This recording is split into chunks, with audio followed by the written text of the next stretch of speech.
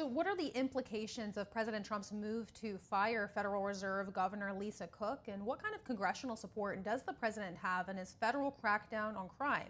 Joining me now to discuss these developments is Indiana Republican Congressman Marlin Stutzman. Congressman Marlin Stutzman, thank you for joining us today. Thanks for having me. Great to be with you this afternoon. Definitely. So we'll begin with the Lisa Cook controversy. President Trump is moving to fire her from the Federal Reserve Board of Governors over allegations of mortgage fraud. But before we get into that first question, Congressman, I want to hear from the president. Let's listen.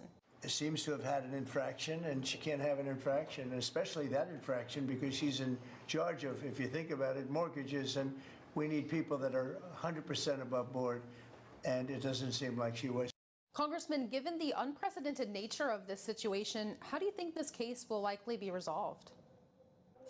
Well, you know, the president is right for looking into the matter and the situation with her activities. If there's something that is illegal or is not above board, the president should be calling it into question, and I appreciate that he is. You know, one thing that we do know is that the Federal Reserve is a very powerful institution, and if you're on the board there at the Federal Reserve, you obviously have a lot of inside information, and you have inside decisions that are made on the inside that not every American would have the opportunity to know about. And if a person is taking advantage of the seat that they have, then that is a problem that needs to be addressed. And so I think the Trump administration is doing the right thing by looking into this. And if she didn't do anything wrong, I think it'll be revealed. But if she did do something inappropriate, the president has every right to fire her. The president is at least drawing attention to it. And if he makes a decision to fire her, if there's a court case, the courts can argue through that, and then we'll see what the result is. But President Trump is doing the right thing by at least addressing the issue.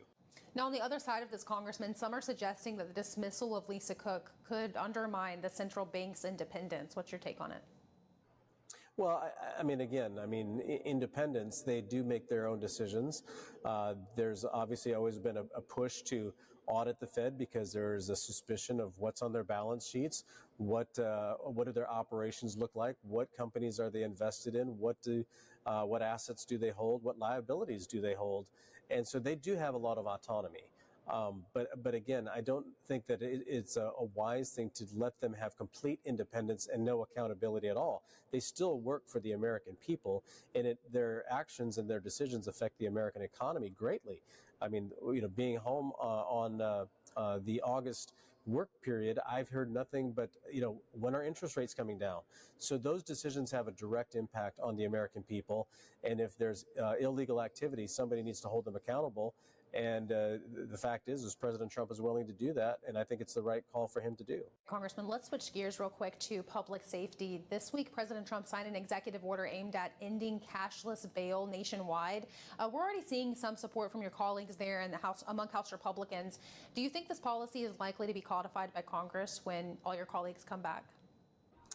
Boy, you know, that's a tough question. I think in the Senate, it would be very interesting to see how that would be handled in the Senate. Of course, they have to have 60 votes to get to a cloture vote to move forward on a passage of a bill like this. But again, this is what I appreciate about President Trump is that he is taking on tough issues, and these are issues that the American people see as common sense, but for some reason they're difficult in Washington. But I'm sure that there will be a conversation about all of his executive orders. You know, I support his executive orders by him taking action. It's showing the American people there's a problem on a particular issue and that he has an idea on how to fix it. Now, whether the executive orders are codified or not, at least he's forcing the conversations on these particular topics, and cashless bail is going to be one of them. And I think that Congress should have that conversation as soon as they get back, as soon as we get back in September. Right, and I'm definitely interested to see how Democrats are responding. We know that many of them voted for crime initiatives in the past that Republicans have put forth. So, and especially because it's it's a politically sensitive issue for Democrats. So that would be an interesting vote to have. President Trump. And, we continue to see the Democrats defending criminals over and over, whether they're illegal immigrants or whether they're murderers and rapists on the streets of Chicago. President Trump is taking action, and he's actually making sure that our streets are safer in Washington, D.C., and I hope that he does the same thing in Chicago. I live close to Chicago, and it's a very dangerous city because we just don't have strong leadership there. Wrapping it up here, President Trump is seeking to extend his initial 30-day federal crime crackdown in Washington, D.C. We've seen several bills from House Republicans to codify this policy. In your view, Congressman, does the president currently have enough support to secure this extension? I think he does. And I think the results are speaking for themselves. And the fact that, on average in Washington, D.C., we see a murder every 2 days, and we've gone almost 2 weeks without anyone being murdered in Washington. Those are real lives being saved. And I think that the results speak for themselves. We're even hearing Democrats privately and quietly saying, well, you know what, it's something needed to happen.